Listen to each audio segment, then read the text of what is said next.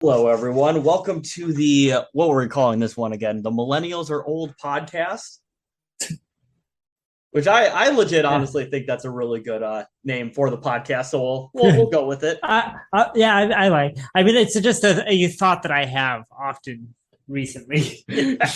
Just an intrusive thought in the back of my mind.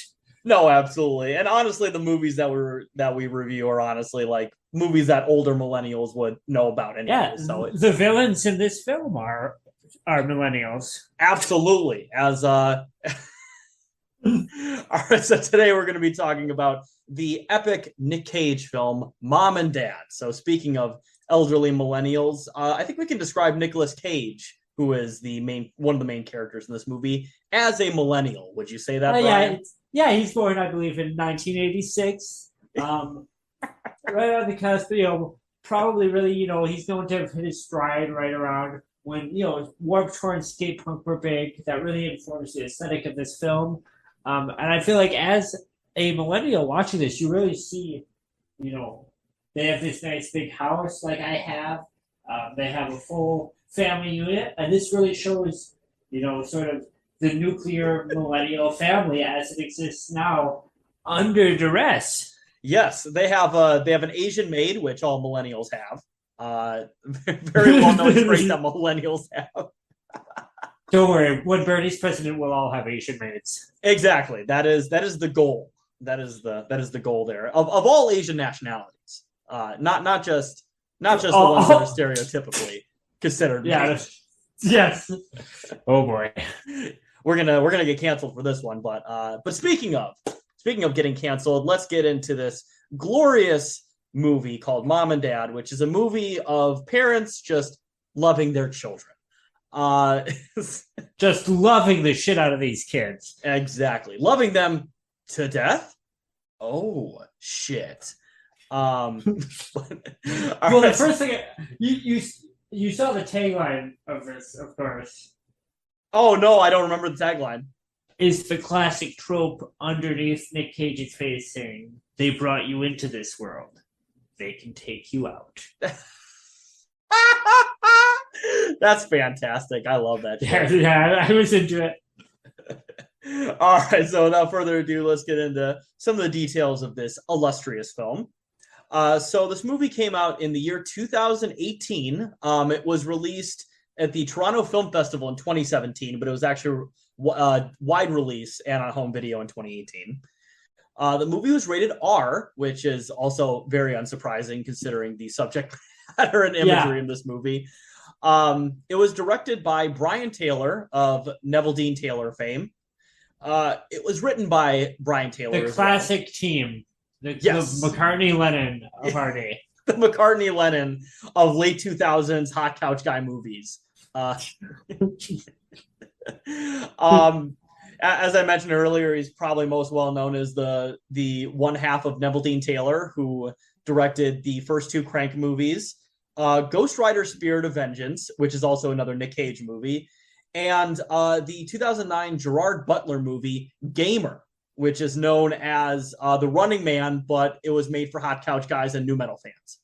When you say that, that makes it sound like a fun ass movie. Like I've not seen Gamer, but that makes it sound fun. it is very fun. It is the way I would describe it is The Running Man, but a hot couch guy and new metal fan type movie. So I love it, obviously. Great movie. We might even review it someday for all the hell we know, but Yeah, I mean, I want to see it now. yeah. This movie was produced by Brian Taylor and a few other people that I've never heard of. They don't even have Wikipedia articles, so I didn't care to research them. Ooch, money laundering scheme. Probably, honestly. This movie is 83 minutes with credits, which makes it our shortest movie we reviewed so far. I mean, I think I referred to this like in the last episode, but that's the classic Raimi quote that no film should be longer than 85 minutes. I love that. I'm down. So this was like Sam Raimi's favorite movie of 2018 then. That kind of does seem like a movie that Sam would like, though. Yeah. That's actually very true. That's actually very true. The budget for this movie is $4 million, which was definitely quite a step down from other Neville Dean Taylor movies, which had significantly higher budgets, particularly $4 million is wild in 2018. Yeah, that's not a lot. And I like mean, I said, it's fine. Film works as what it is, in my opinion. It's just like, wow.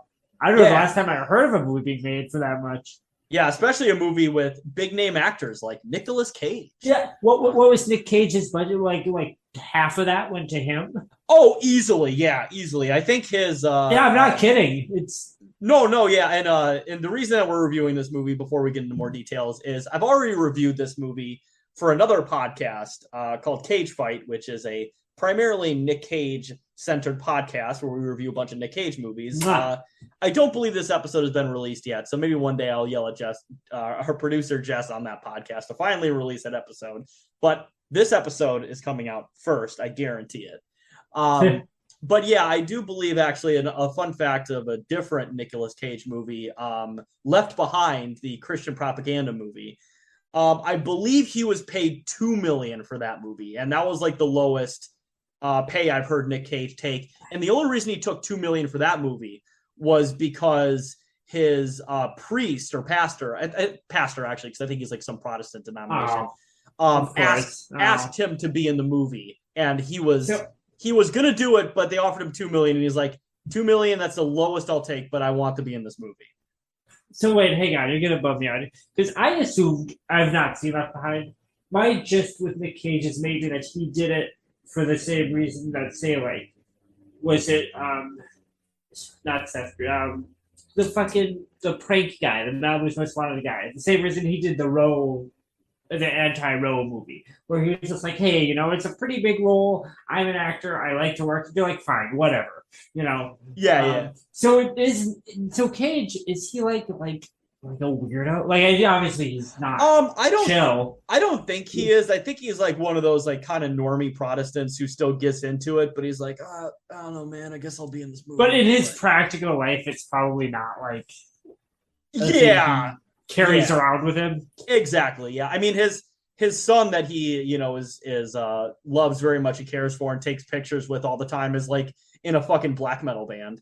That's cool. Well, Cage likes cool music, famously. I mean, Elvis notwithstanding. I'm sorry to go on a tangent. Imagine Nick Cage in a fucking like a Baptist church, just crying and screaming and just feeling the spirit in him. Oh my god. Well, I mean, to be fair, he's known for his freak out, so he'd actually do pretty good in like a Pentecostal like Baptist be church. Fantastic. He'd be like a snake handler. Yeah. Oh, Jesus Christ. That's a good movie. Yeah, no, I'd watch that movie for fucking sure. On Rotten Tomatoes, this movie has a 75% critic score, which I believe is the highest critic score in the Neville Dean Taylor universe. Famously, those movies were not very critically acclaimed. I think their biggest budget movie that had a high critical, like their highest critically acclaimed big budget movie before that was Gamer, and that movie has like a 30% critic score. So yeah, not a very beloved director duo, for sure. Yeah, I mean, like I know the cliche is, and there's some merit to it, and some kind of bad. People love to say like critics don't actually like movies, and I kind of have some. Like there are movies that aren't made for critical reception, for better or worse. And this movie, I don't know, works fine. It's what you're getting when you see it. It's Nick Cage is fucking up his kids. Yeah, exactly. And the movie delivers very well. Yeah, once again, 80 some minute movie where Nicolas Cage fucking tries to kill his kids along with his wife and a bunch of other parents. I mean, yeah, it's a movie you don't really have to think about all that too much. I'll just say that. Yeah. And it has a 40% audience score, so audiences like this movie significantly less than the critics on Rotten Tomatoes. Really?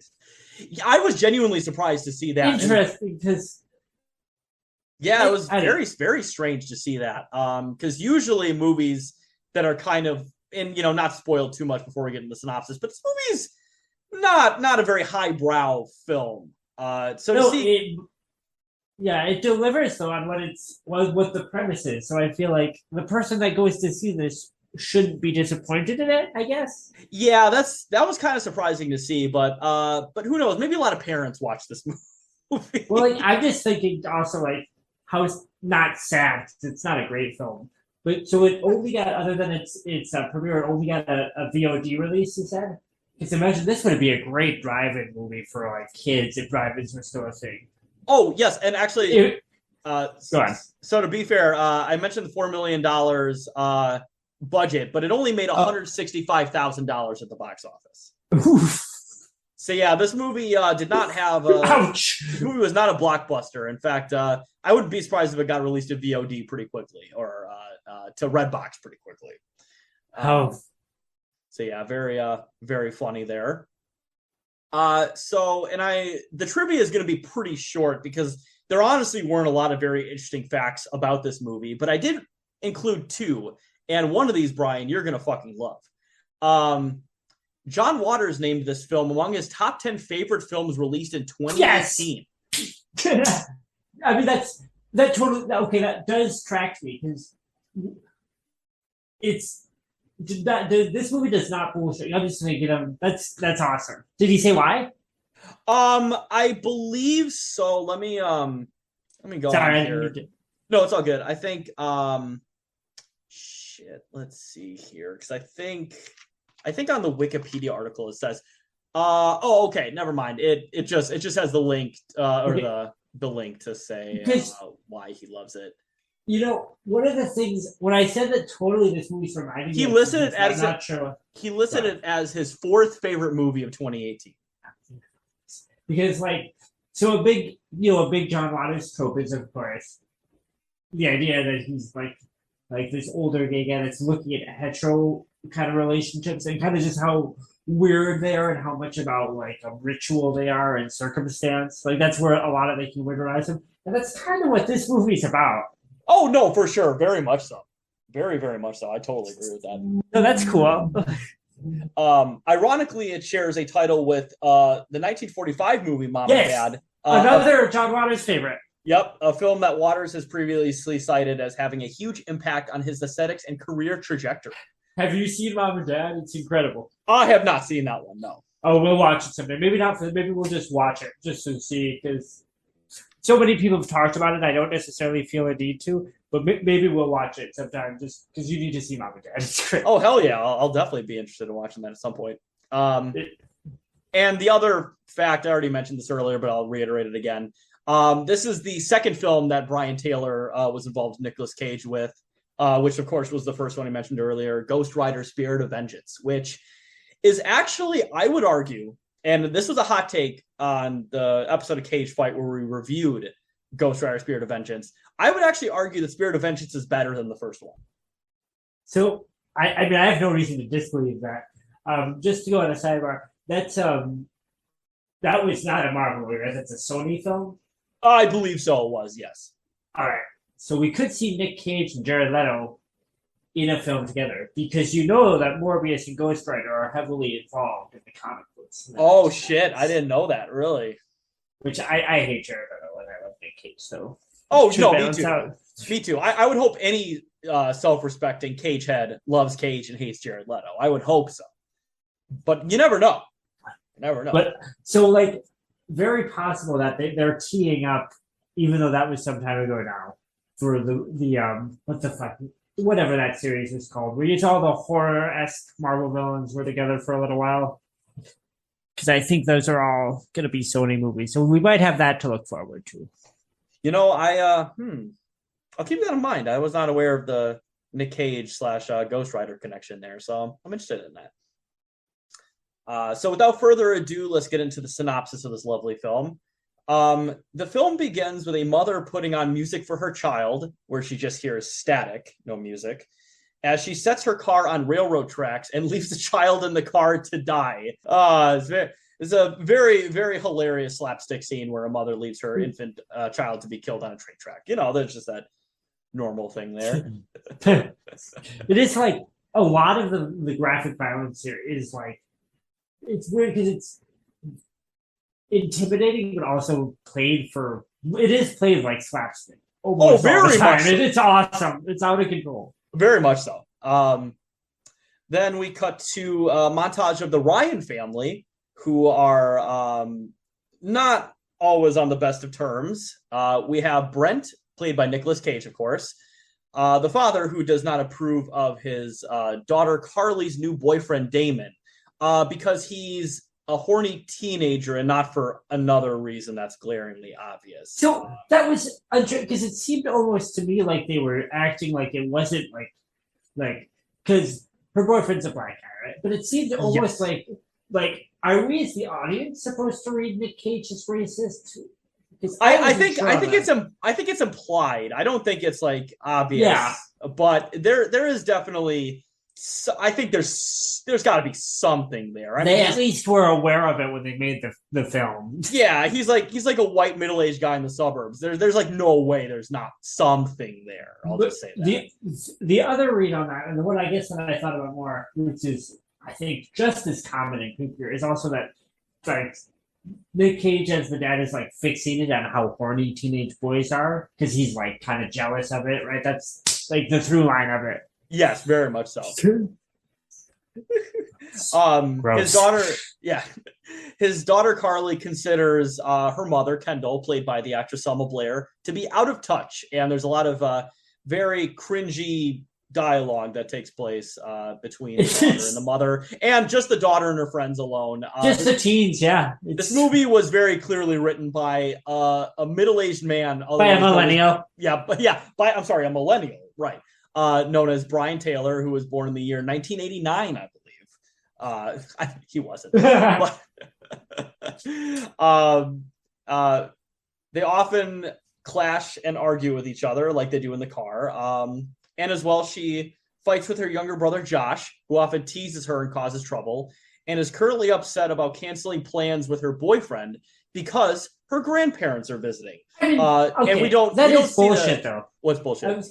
The film is sort of like positing that we're supposed to see the daughter at this point as like spoiled, right? She's being reasonable, right? Yeah.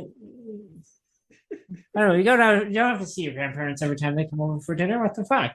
Exactly. I mean, they'll fucking be around next. Oh well, they might not. They're kind of. They might not. Yeah, there's. Oh, that's right. And I will say before we get to the grandparents, because that'll be at the very end of the movie, but one of the grandparents is played by Lance Henriksen. Which was very funny to see. Next point here, we go through a series of mostly pointless scenes, including Carly being a cunt to her mother in the car. Josh leaving a dead animal in his dad's car. Not entirely sure what that was about. So was he? Wait, I thought he was hiding an animal that he was taking care of in the car.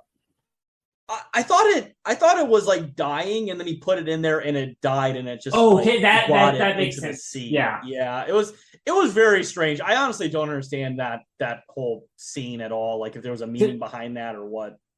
What I had thought, I guess, and what you're saying makes more sense than I think back at it.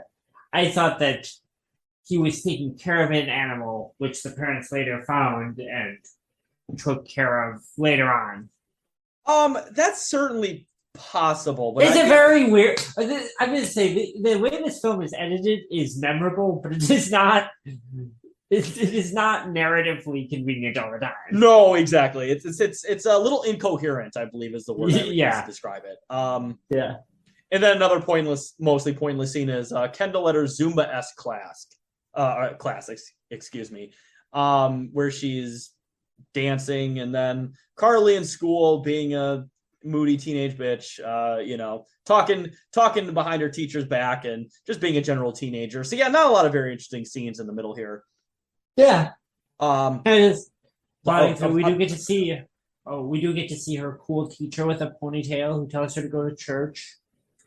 Yes, and in fact, after listening to a very good rap song through her headphones, I actually had to look that up because are you kidding? Because I don't know. When I heard that, I was like, "Oh, this sounds cool." I had to look up what it was. I honestly thought it was like a song that was made up by the filmmakers to be like, "Oh, this is some bullshit teenagers would like." I thought it was a real song.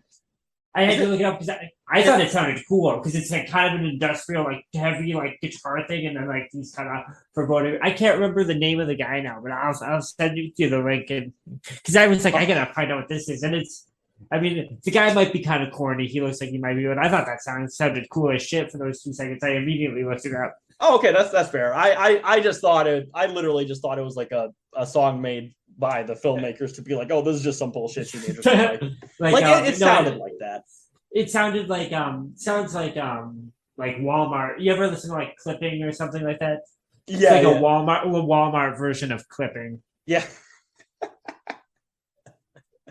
Anyways, sorry. No, you're all good. And then the scene that is actually relevant here, a group of parents begin congregating outside of the school, ominously staring at their children from outside. And you're just like, ooh, what is this about? Did little Timmy get caught smoking pot? Are they there to punish the children? But no, we don't quite know what's going on. But we do see Damon, who is finishing a test and leaves early. And when he leaves, he opens the door and the parents come into the school. Ooh, ominous. And of course, they have to blame the ensuing, spoiler alert, massacre that happens on the black kid. Of course they do. This movie is racist. No, they don't. They don't. I'm kidding. But it is. I was like, did I miss some important subtext to this movie? No, but it is really funny that, it's just the one kid is like, oh, yeah, all these parents, come on in. Like, there's nothing weird about 40 parents ominously walking into a school. If only there had been an active shooter in the school, cops could have kept parents from entering. Yeah. Oh, shit. I believe the school bell rings to let all the students out. Or I think it's a fire alarm actually, because it's a fire alarm. Yeah, all the students get pulled out, and I assume it's one of the parents who pulls the fire alarm that Damon lets in. Yeah, and all the students get brought outside. Once again, we see a bunch of other parents are waiting for them outside the gate of this football field at the school. And you just see there's. They're like, oh, come here, Timmy. Oh, let's go home. And the kids are like, oh, this is weird. And the one ponytail teacher's like, this is bullshit. These are my kids. How dare you? No, you don't ever want the ponytail teacher saying that. Yeah, exactly. And the cops are just standing there like, let's not let the parents see them. And it's just it's not really quite clear why the cops are like, no. What's out? To be fair, it actually is clear because I think they and the FBI were planning on getting more funding for their departments by letting a school shooting happen. So no, we gotta keep them out in the open. Yeah. Just give it 10 more minutes. Exactly. But I'd love to solve it, but I can't with these guns that I have. I need bigger ones. But after a couple minutes of pandemonium, the parents eventually break through and they start chasing only their own kids through the football field and just start murdering them. One kid gets a fucking plastic bag over his head and gets choked. One kid gets stabbed with their keys. It's pretty rough.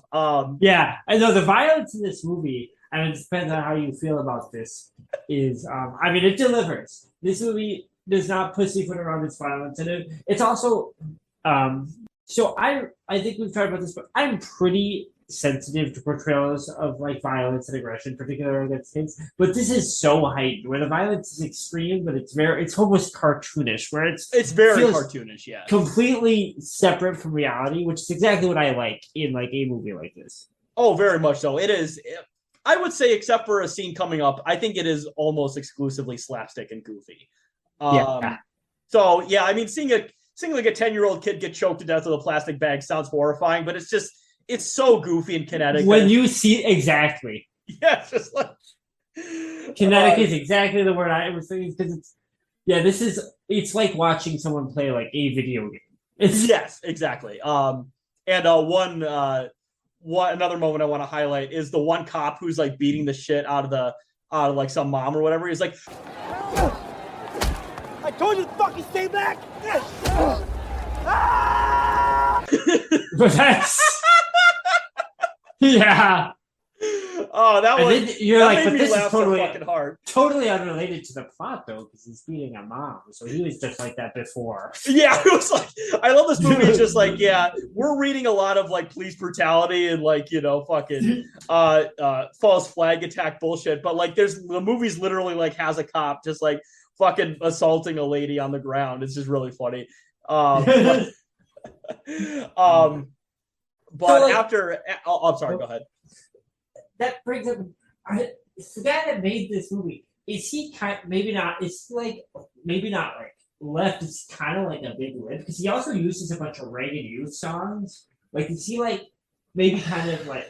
Do you know what I mean? Because the subtext of this movie and the fact, I mean, it's pretty ham-fisted and goofy, but he's definitely like trying to say something about like kind of like white suburbia, right? I'm not projecting that onto this. This movie seems like I think it's dumb. It's not like smart or anything. No, I But, don't. I don't disagree. In fact, and then then he's like, and I'm not using this in a loaded way. I'm just saying like, he is kind of doing like a virtue signaling thing, and then I'm putting Reagan Youth songs on it, and then you're like, oh yeah, this is maybe that's me because I like Reagan Youth and I like you know what I mean, but, right?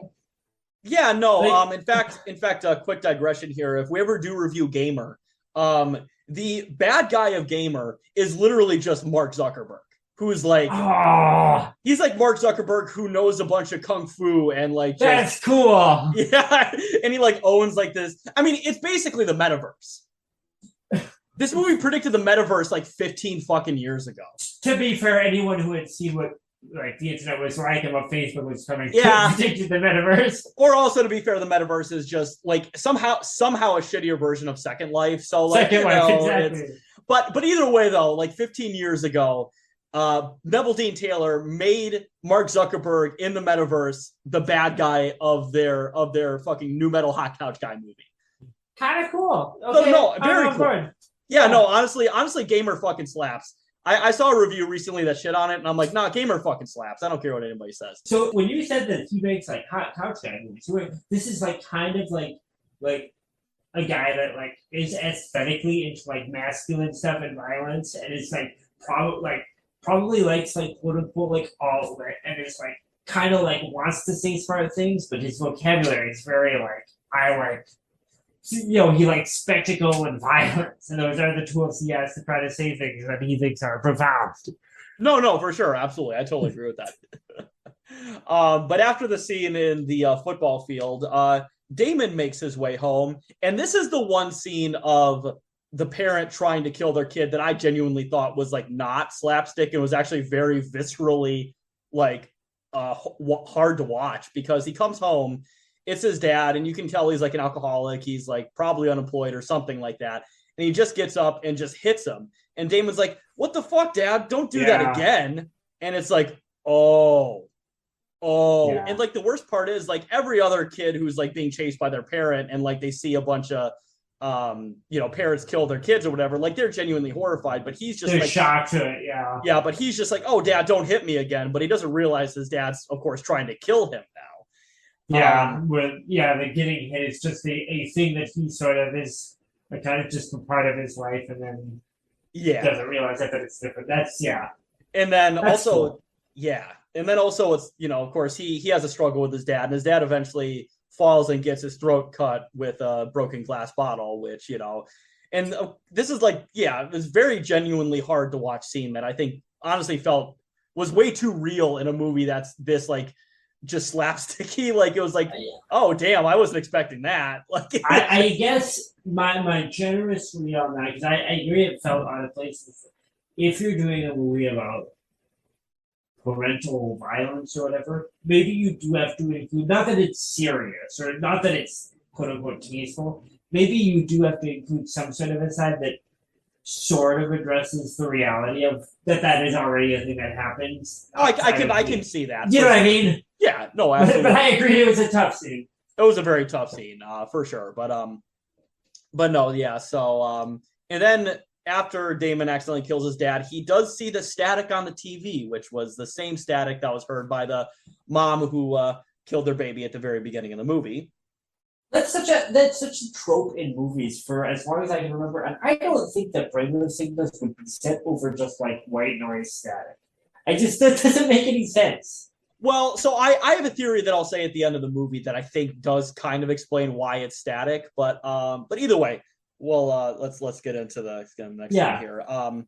Carly goes to her friend's house where she sees a news report on the TV about widespread attacks on parents murdering their children, where we do unfortunately see current Republican Senate candidate and TV fucking snake oil salesman, Dr. Oz, explaining what could possibly be happening. Fucking mutant. One of the absolute most soulless people that's ever been. Yes. Maybe not in politics, but in entertainment, surely. But literally, Dr. Oz is in this fucking movie. So maybe I should rescind what I said about, like, oh, maybe the guy that made this movie is kind of a lefty. Maybe, yeah. No. Yeah, no, that was, oh boy, that was, I forgot he was in this movie, and I was like, shit. Why? I would love for Dr. Oz to get parodied on live TV. I would too, absolutely. Just to get his brains redacted all over the screen. Well, I mean, he's going to be parodied by John Fetterman when he gets his ass handed to him in the Senate election, I hope. But we'll hope. We'll see. Fucking hope. We'll see. I mean, he's polling pretty poorly right now. And I had to imagine, because the whole thing with like media personality Republicans is that they appeal to the id. With that type of guy, probably wouldn't like Dr. Oz, right? Because he's also like a faux intellectual. Yeah, no, Dr. Oz. Sorry, I don't think Dr. Oz has much of a constituency, but what? Oh well. I said we weren't going to get into politics too much in the show, so we're not going to get into politics. Yeah. But shortly after, we see Carly's friend is killed by her mom, which, of course. We see the mom. Carly's mom was already going that way. No, exactly. True of a lot of the parents in this film, I think, is that it is heavily implied that it didn't take that much for them to kill their kids. No, I agree with that. The next scene, we see Kendall go to the hospital where his sister Jean is giving birth. But we once again see static on the TV. And afterwards, after Jean gives birth, we see Jean trying to kill her own newborn daughter in her own arms. Also, actually, a little rough for me just because it's a baby and I'm a pussy or whatever. No, yeah. This was the other scene where I was like, but it's edited in such a way, and it's they're playing it must have been loud, and it's very.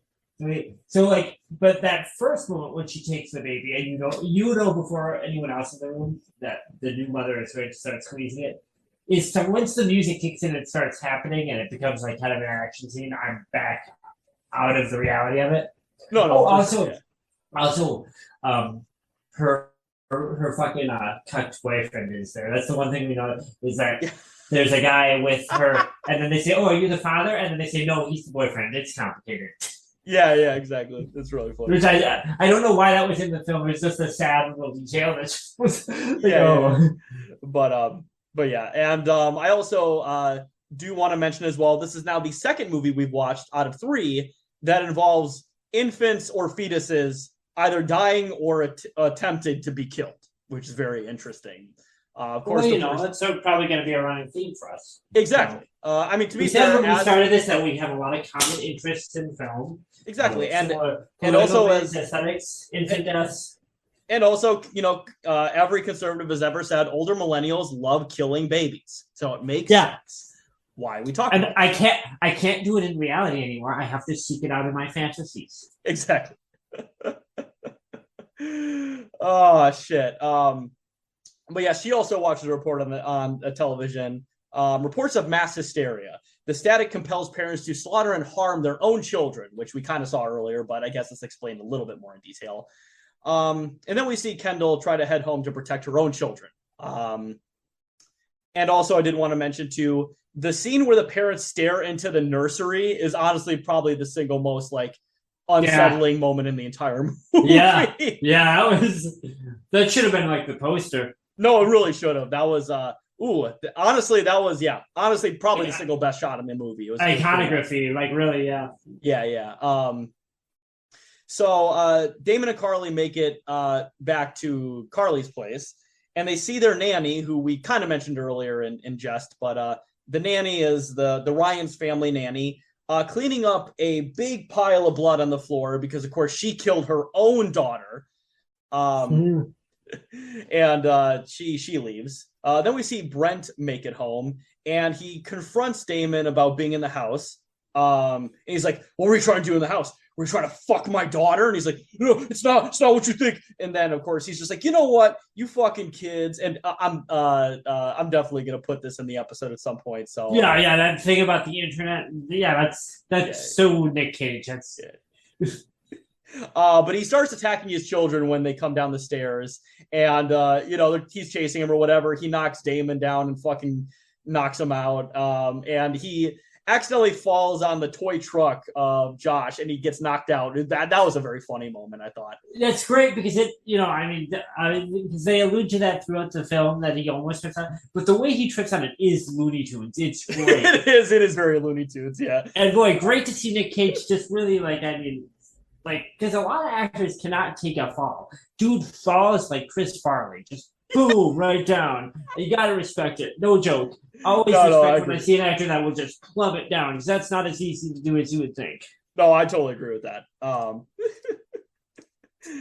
Next, after we see Brent get knocked out, we go back to a flashback a couple weeks prior, where Nick Cage is building a pool table in the basement because he wants to build a quote-unquote family room, which is a big thing that suburban dads love doing, where they just turn it into their man cave, where they watch movies with blondes with fucking big boobs and beer, and they're just like, you know what, getting away from the ball and chain. Yeah, your wife has tricked you into trapping yourself in your own home. And of course, she comes down like, wait, a family room? You're only going to play the pool table. And he's like, you know what? I do this for the family. And he destroys it. And also, I will say, before he destroys it, I do believe that was the band you mentioned earlier. When he's building it, is the Reagan Youth song. Anytime. Yeah, there's another one later on. They're a great band. Just as an aside, just great New York hardcore. People call them New York hardcore because they're from New York and they were hardcore punk. They aren't really. They're kind of more like the Germs and the Dead Kennedys. Great. The lead singer of that band, his girlfriend was murdered by an infamous serial killer whose name is escaping me now. And of course, I think a couple days after that, he armed himself permanently. Reagan Youth are touring again. I don't know. I remember the first time I watched the first part of this movie, must have made it as far as that scene where he's building the pool table, because I went, oh my god, it's Reagan Youth. But the film was making the person I was watching it with uncomfortable, which, no. Lots of Reagan Youth in this movie. There might even be a third Reagan Youth song later on. Yeah, for sure. So after the scene where they're building the pool table, Kendall is able to make it home, and she hears on the radio, like, don't go home. Do whatever you do, don't go home. But she hears the static on the radio, and she's like, I gotta go home. So she eventually makes it home to try to kill the kids with her husband. But the kids are hiding in the basement. She wakes up Brent, and they start going after the door. At one point, Cage has a really funny line where he's like, your motherfucking mother should open the door! Motherfuckers! You're going to open this motherfucking door! You have like a parent calling their kids motherfuckers is very funny to me. Oh god, yeah, no, that one made me laugh. Very, very classic Cage freak out there. And Brent voice cracking and shit. Yeah. And then Brent and Kendall get the good idea of getting the Sawzall to open the door because it saws all. And you know what? The kids are screaming. Josh and Carly are like, oh, no, don't. But you know what? If it was me, I would have been like Jesse Pinkman and been like, this is my own private domicile and I will not be harassed. Bitch. And they'd have to listen. Exactly. Because that is the law. But Josh pulls out Brent's gun at some point and fires through the door, wounding his mother, which was a very funny scene there. And they're just like frustrated because they're like, oh, can't kill our kids. Oh, and and then he's like, gotta pull out the bullet. She's like, you don't have to pull out the bullet. Well, I'm gonna. And then she's of course. Yeah, that was a little clever bit. Was having. Once Kendall also wants to kill the kids, it's sort of like it re-strengthens their strained marriage, where it's kind of like they're bonding over that, and they're kind of like there's a chemistry between them where they're bickering in like a cute way. And I actually thought that was really clever. That's probably my favorite thing about the movie. No, yeah, it's there's a lot of similarities to like domestic life that is being played out while a fucking attempted family annihilation is happening. Yes, that was pretty clever bit. Yeah. Eventually, Brent and Kendall figure out to kill their kids. They could just run a hose from their oven's gas pump to the basement to poison the kid. That's awesome. That was a great set piece. Yeah, no, for sure, absolutely. When Carly sees the gas, she rigs up a trap with matches at the door and hides with Josh in the ventilation system. Eventually, when he cuts the lock to the door to the basement, igniting the gas with the matches, and the explosion that happens is very funny because like slow motion, and you see the ripples on Nick Cage's face, and like oh, and he gets like backdrafted to the basement. It's fucking great. And then at that point, the ensuing explosion awakens Damon. Damon helps Carly and Josh evade their parents, running through the house. There's some flashbacks where Carly and her mom are like in their room. It's like, oh, don't worry, honey, I'll never hurt you. Don't worry about it. As like the mom is like trying to stab the daughter, about to murder her. Yeah. But they they get the better of Kendall, but she's able to get up and stabs Damon in the cheek. And I will say, Damon gets fucked up in this movie hard. Yeah, he gets fucked up, man. Rocked. He gets knocked out. He gets slapped by his fucking dad. He gets fucking stabbed in the cheek with like a pair of scissors or something. Like, God, this poor fucking kid. Yeah, he's done nothing. Yeah, he's literally like the best and nicest character in this fucking movie. Yeah. Oh, Jesus.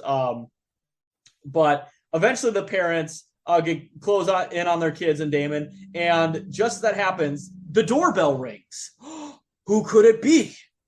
But this is awesome. This is so good. Yes, exactly. It's Brent's grandparents. And you're like, oh, the grandparents? Oh, from earlier in the movie? But the grandparents try killing Brent, which makes sense because Brent opens the door and says, Mom, Dad, and Dad just fucking maces him hard in the face. Yeah. It's a great scene. Yeah, the mom pepper sprays him and the dad stabs him. It's very stabs funny. him in the side, yeah.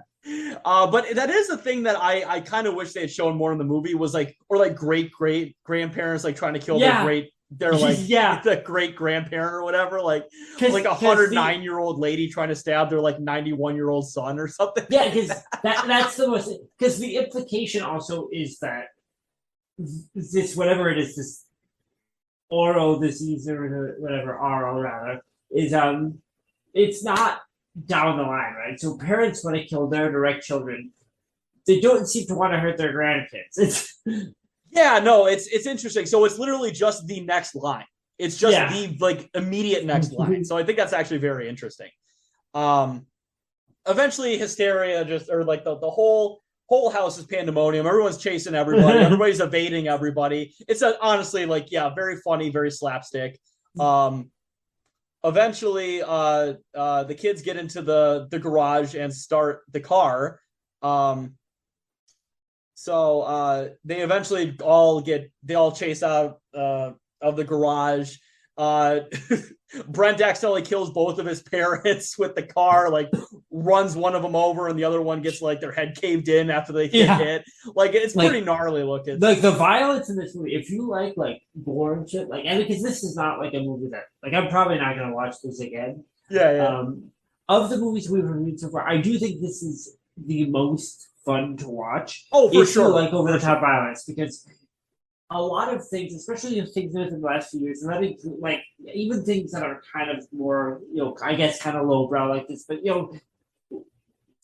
this doesn't skimp on its violence. If you like gore and like just intense action scenes, this delivers exactly on that, which in a way that I haven't seen in a lot of movies in a while. It's pretty impressed by. Exactly. No, I totally agree with that. This movie's definitely the most fun out of all of them, but compared to the Butterfly Effect, that's not that's damning with faint praise in comparison. Dumb and unpleasant. Like, oh my. Yeah. Oh geez, but yeah, eventually Brent accidentally kills his parents. Brent and Kendall get knocked out. But Kendall is still awake and she prepares to finish Carly off, but Damon knocks her out with a shovel at the last second. So both the parents are incapacitated. Kendall and Brent wake up to find themselves restrained in the basement with Carly, Josh, and Damon watching them. And the parents are like, please let us go. We promise we won't hurt you. And they're like, I want to believe you, but I just don't believe that anymore. Yeah. When, of course, they continue to exhibit symptoms of hysteria because they'll say that and they'll be like, but we just, but the kids refuse to let them go. And then the very last moment of the movie, Kendall tearfully tells the children she loves them. And Brent continues, But sometimes we just want to. Mom and Dad. exactly. Yeah. Excellent. And I think the thing that, like, with that scene is too is because Nick Cage's character seems pretty much like he was building up to family annihilation. Like, you can argue that the rest of the parents in this movie who were afraid about this thing kind of seems like Nick Cage was already sort of thinking about killing this. Oh, in all honesty, because they do go through a little bit of the dialogue where, you know, he's in building the pool table and he's like, I used to work a job that paid $140, now it's $40,000 and blah, blah, blah. And he's like violently destroying the pool table. But in all honesty, that is like a escalation moment where a family annihilator would do some shit like that. Yeah. And that's kind of the joke of the movie, right? It's like that this, and I don't know where. I've read this in synopsises that there's this thing that happens to parents that lasts 24 hours. I'm not sure where people are getting that because I don't see anything about 24 hours in the film itself. No, I don't either. I don't either. But have you read that anywhere? When you read when you read other people talk about this film where they say, "Oh, for 24 hours, parents want to kill their kids." You know, I think honestly they've watched like The Purge too much, and they think this movie's like the parent version of Purge or something. Oh, that makes sense. I was like, where are people getting this? I've never heard that in my life for this movie. That's what the synopsis on Amazon said, but that's also what they all say online if you just read briefly. And I was like, where? And I have no idea where people are getting that from. And then my thought was, maybe that is in the movie and I just missed it. But the implication in that case seems to be that Nick Cage still wants to kill his kids after those 24 hours. Yeah, no, absolutely, for sure. But yeah, no, I don't. The 24 hours thing, I didn't get that at all. I me either. And I've read that on at least 3 different sources, and I'm like, were people just filling in blanks here? Yeah, but I think you're right. I think people are thinking of.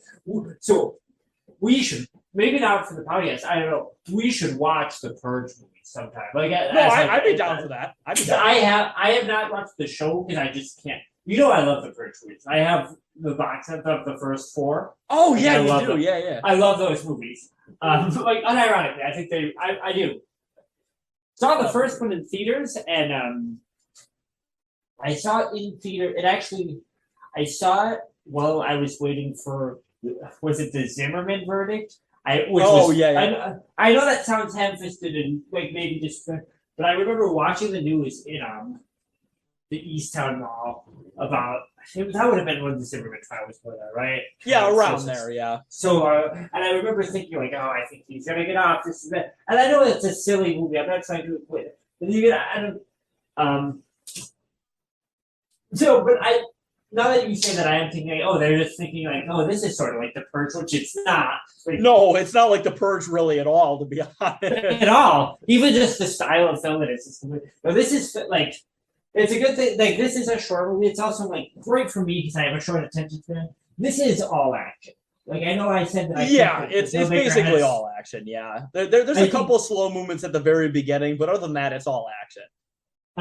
Which is not bad. Like, what do you want from this thing? This is a movie where parents go crazy and kill their kids.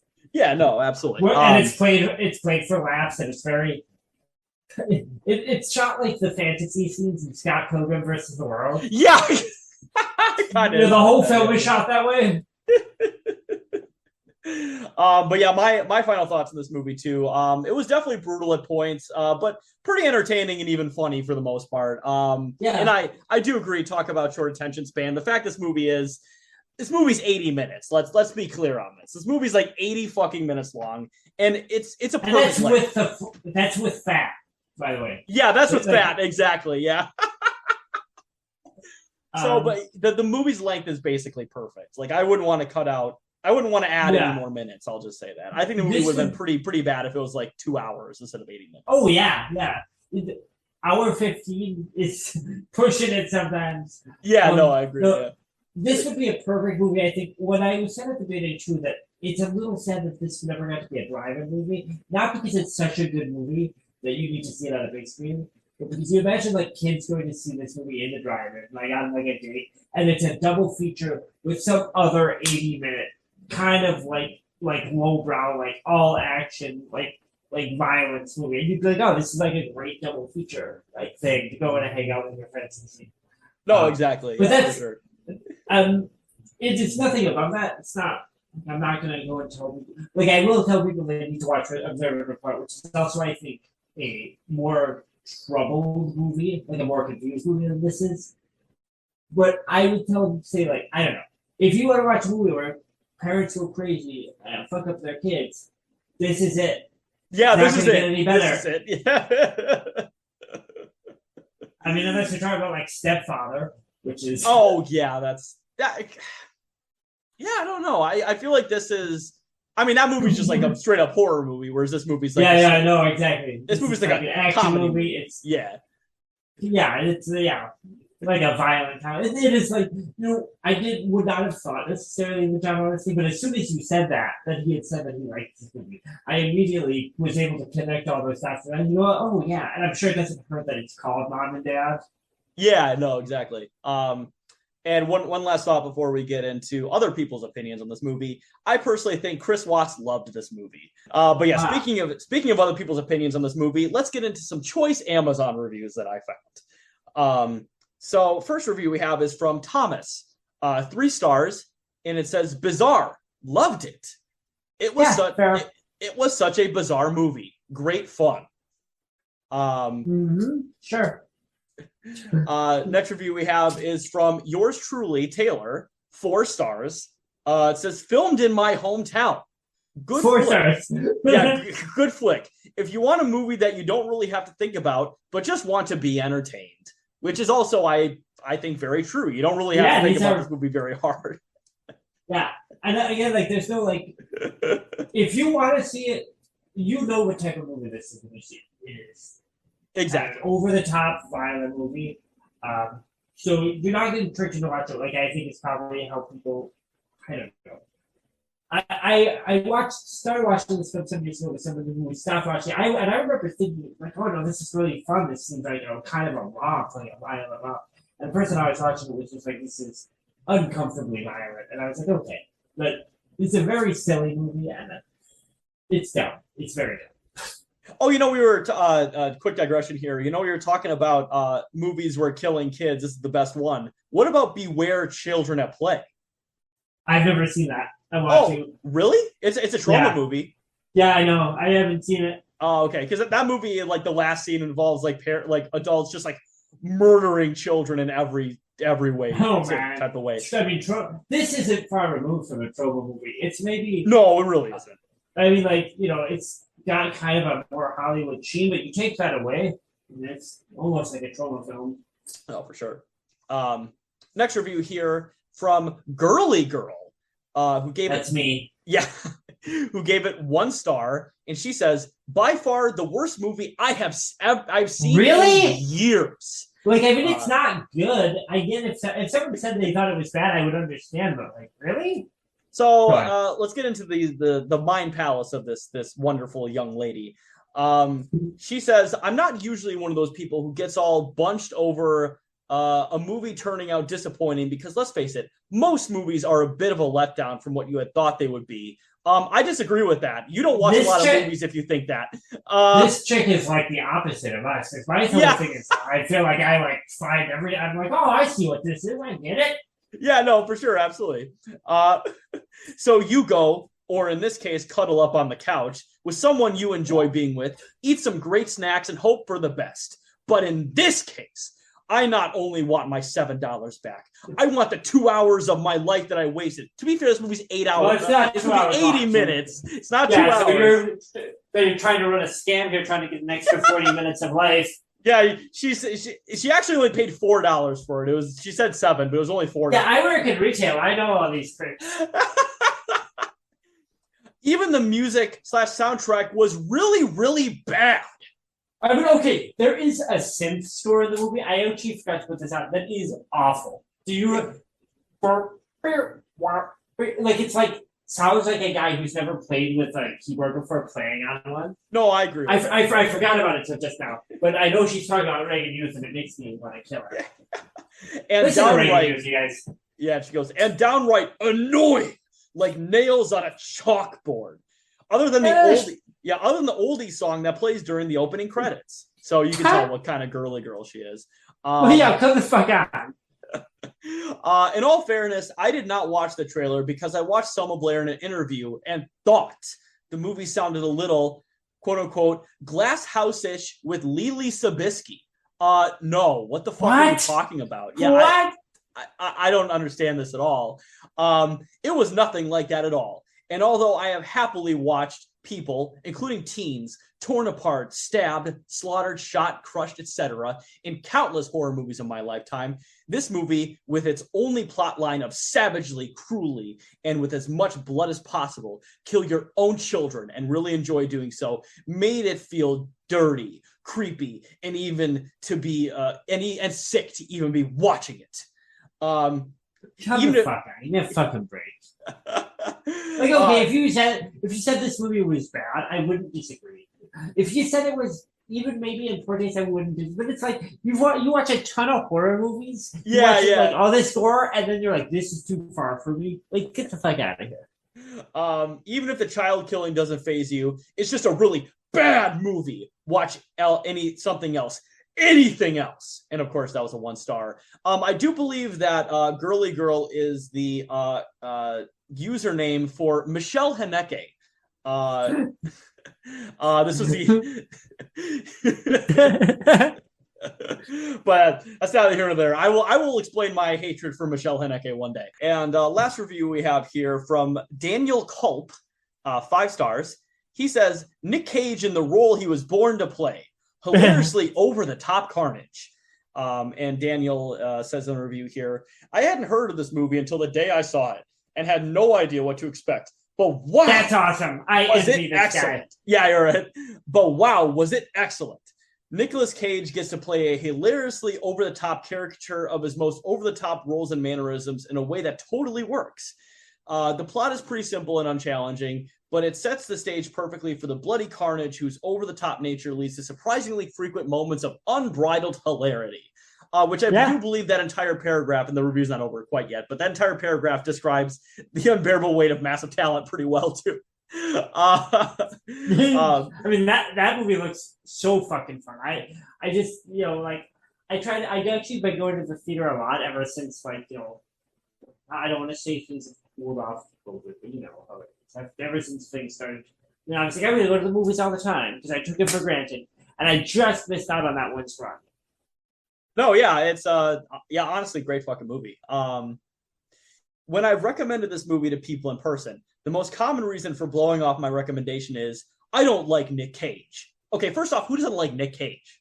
Yeah, everyone likes it. It's very uncool to not like him now. Oh, exactly, yeah. Well, maybe don't let that scare you off. If that's you too. I'm sorry. Don't let that scare you off. I gotta say, if you don't like Nick Cage, you probably won't like this movie. That's actually a very good point. Sorry, bro. Oh yeah, no, yeah, for sure. He's the epitome of his most over-the-top Nick Cage-ness, but you feel like he's in on the joke and is parodying himself. And to be fair, a lot of Nick Cage movies are just parodying himself, especially within the last 10 or 15 years. A lot of those movies are. He knows what people want from him, and he's very good at it. He seems to enjoy it. It's not like doesn't seem like he's like fucking David Spade going out and doing the hits and being bitter about it. Yeah, he's not the Happy Madison crew outside of Adam Sandler, just doing their SNL bits from 30 years ago. I think most of those guys are cool, at least comedically. We'll get into it about Happy Madison sometimes. I do agree with that, except for Rob Schneider. Fuck Rob Schneider. I think that guy's an asshole. That guy's a fucking asshole. He is. He's an asshole. He's a piece of shit. He was right about the Kate McKinnon, Hillary Clinton Hallelujah skit. Is the least fucking entertaining thing SNL had ever done. That's actually great. Not because of his weird political tangents he went on in the same bit, but he was right about that. That shit sucked. It was corny. And then the last sentence here. So I think even his greatest detractors might enjoy his performance in this one. Selma Blair is on point as well.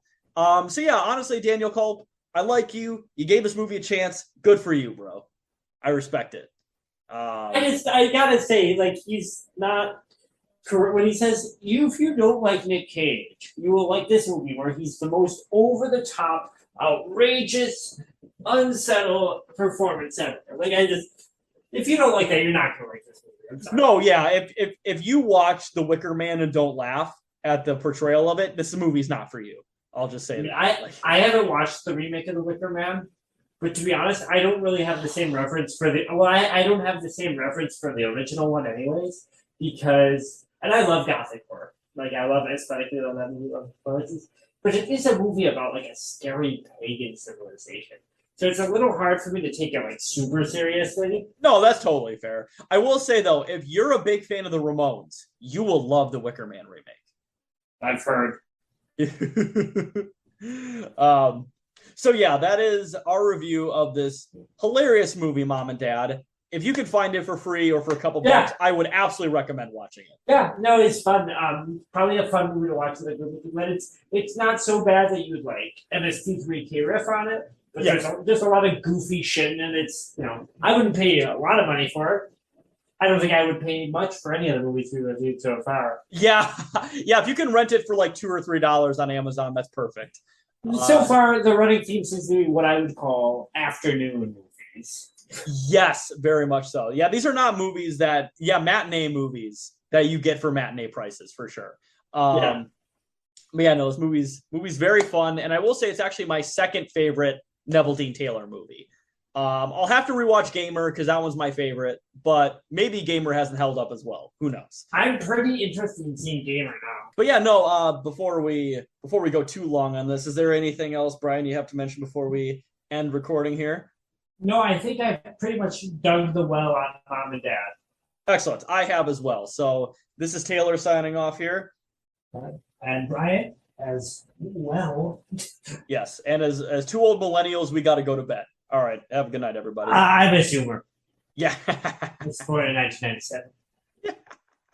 Yeah, believe it or not, I used to be young once, too. And actually, not all that long ago, by the way. And I think about how things were in my day. Mr. Ryan. But now, the world you kids are living in, the things you've seen on the internet, mouth to dildo, dildo to ass to ass, hi Brent, anal beads.